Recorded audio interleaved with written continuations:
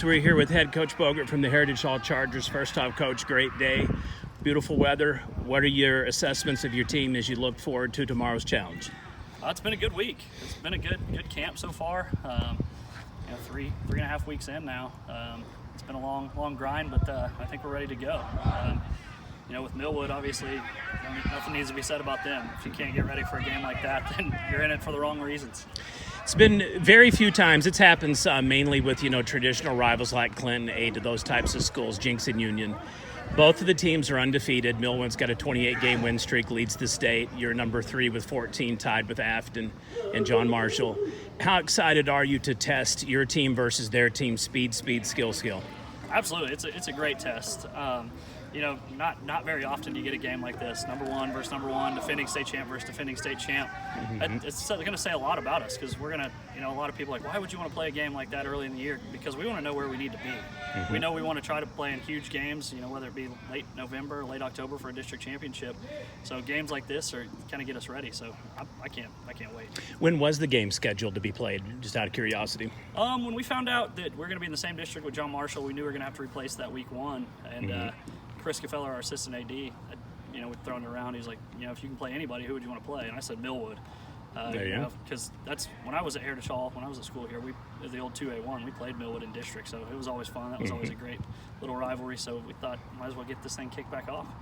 To that end, your stay in 4A was, I guess, short. Only one little term of 2 years, you're back to 3A again. I know lots of schools aren't so excited about that, but how did the boys feel about returning to 3A this year? I think they're excited. For us, we're playing more teams that we're used to playing. The Kingfishers, the John Marshalls, Perkins. It's districts that we're more used to playing in and kind of familiar rivalries that we've played. 4A was exciting and fun, getting to play some new teams and new faces, but really there was no tradition kind of in it. But so it's fun to get these games back. Kingfisher's probably one of our biggest rivals. Now that we don't play Cassidy anymore, so. It was decided, 2 years ago when the Coaches Association voted, so everyone knew we were going down already, and it just so happens that we won it in 4, but we're actually a 2A school that's bumped up by Rule 14, so playing in 3A, and I think it's our rightful place, and we're excited to be back in it. Yeah, by my count, you were actually 4 students over from actually staying in 3A anyway. But long story short, 2 years in 4A, 25-1.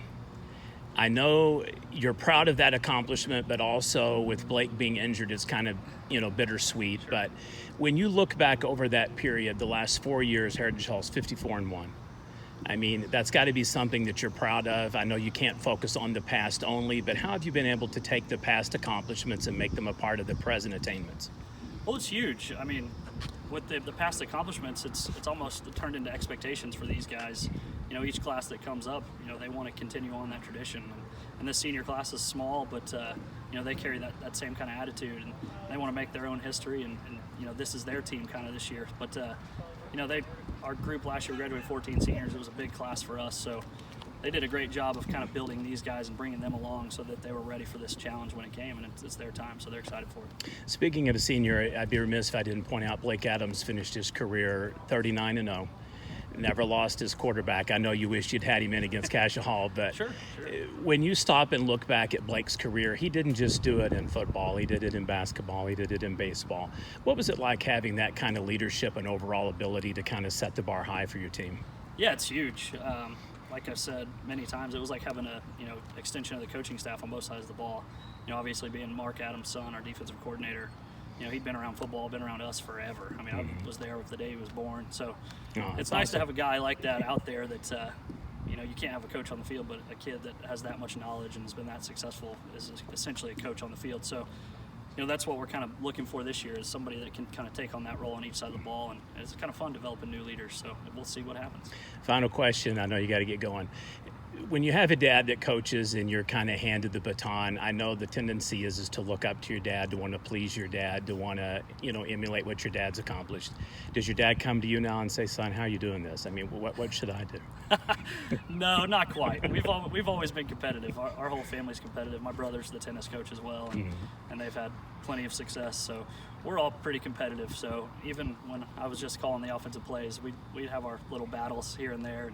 And same with Mark Adams, who's actually my godfather as well. So awesome. We've all been able to get after each other for quite a while now, and those guys make sure I keep, I stay in check, and I make sure to keep them in check as well. So it's a fun dynamic for sure. Thank you, Coach. Appreciate your time. Good luck for tomorrow.